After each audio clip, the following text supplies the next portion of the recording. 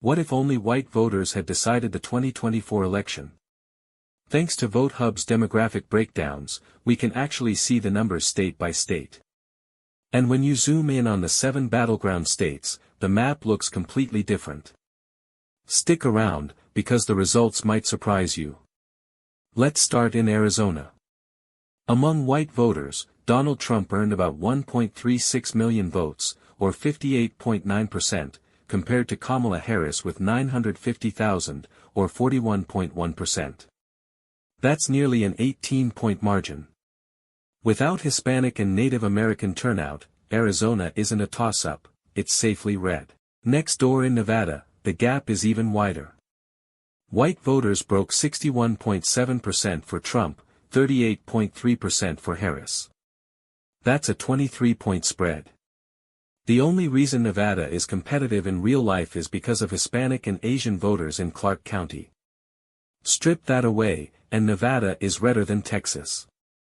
Down south in Georgia, the split is massive. White voters went 70.6% Trump to just 29.4% Harris. That's a 41-point margin.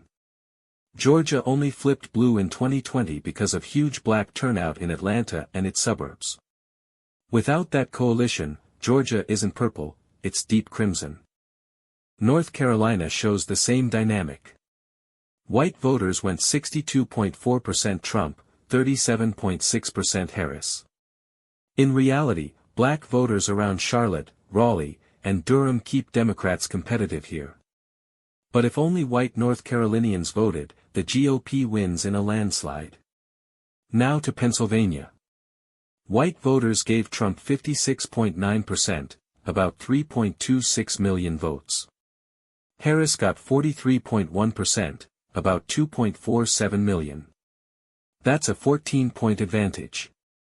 Philly's suburbs give Democrats a little cushion, but rural white voters across the state swing Pennsylvania red in this scenario. Wisconsin was closer, but still Republican. White voters split 53.6% Trump to 46.4% Harris. It's the same story we've seen before. College-educated whites in Madison and Milwaukee lean blue, but non-college whites across the rest of the state lean red harder. And without non-white turnout, the GOP edge holds. And finally, Michigan.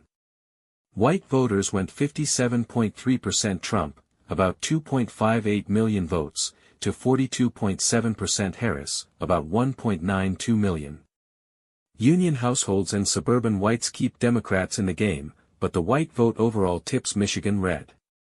There's also a broader pattern here. The more diverse a state is, the harder white voters lean Republican. Look at this viral map of the South. Nearly the entire region is blood red at the white vote level. The only blue pockets are around big cities and college towns. That's why Georgia, North Carolina, and Texas are so lopsided among white voters, while whiter states like Minnesota or Maine have a more balanced split. And then comes the second largest demographic in America, Latinos. They've been trending to the right. Take a look at the U.S. Mexico border. In 2016, Democrats were winning some South Texas precincts with almost 80% of the vote. By 2024, those same areas had swung to basically a 50-50 split. That's nearly a 60-point shift in less than a decade. If Republicans keep dominating among white voters and keep cutting into the Latino vote, they'd hold the two biggest demographics in the country. That would fundamentally change the long-term political map. And here's a surprise we found digging through VoteHub. In 2024, Wisconsin actually had more white Democratic voters than New Jersey. Even though New Jersey is a solidly blue state, Wisconsin's larger white electorate meant Harris got more white votes there. It's a reminder, percentages don't always tell the full story. Raw numbers can flip the narrative. And if you want it all boiled down, here it is: Wisconsin, R plus 7.2. Michigan, R plus 14.6. Pennsylvania, R plus 13.8. Nevada, R plus 23.4.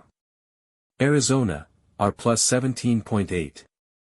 North Carolina, R plus 24.8. Georgia, R plus 41.2. Every single battleground state goes red if only white voters cast ballots. That's the entire swing state map, and elections wouldn't be close. So what does this tell us? Democrats live and die by turnout from a diverse coalition: black voters in the South, Hispanic and Asian voters in the Southwest, and college-educated suburban whites across the country. Republicans dominate the white vote, and if they keep adding Latinos to that base, the long-term math tilts in their favor. Without that coalition, the swing states stop swinging, and the electoral college map turns blood red. Thanks for watching. If you found this breakdown useful, hit subscribe, and let us know in the comments, which number shocked you the most.